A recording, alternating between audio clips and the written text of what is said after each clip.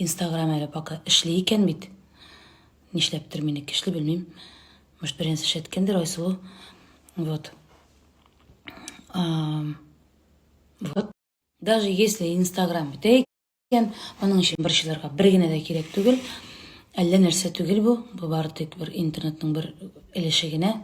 Бәлки мине харит жүләр диярләр кайбер кешеләр, бу өлкәдә эшләүче кешеләр.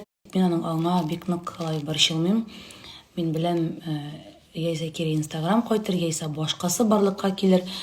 Бу мөһим әйберләрнең берсе дип әйтә алмыйм минем өчен.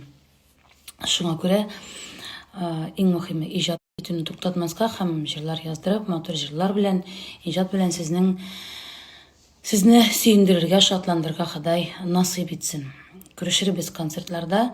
Мин үземнең концертларымны туктатырга җыенмыйм.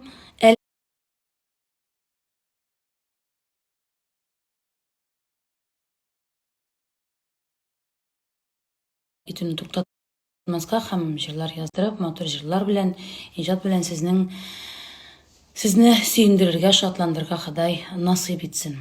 Күрешербез концертларда. Гына, шуңа күрә гастроль турларыбызны без әле 4 ел элек кенә башладык.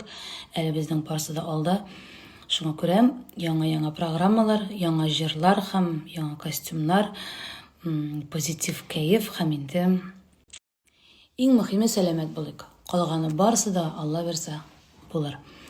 Шулай итеп, без китәбез бүген Башкортстан якларына үзебезнең мини дип әйтим. Тур белән 5 көнлек концертлар белән.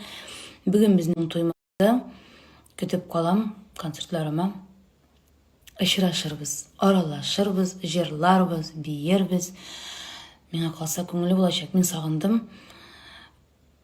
Ишетмәсеннәр. Алайса кара бездән туеп китә икән димәсеннәр тагын гаилә. Тамашачыны бик нык сагындым. Барып җырлап кайтасы килә бик. Барып кайтыйм әле.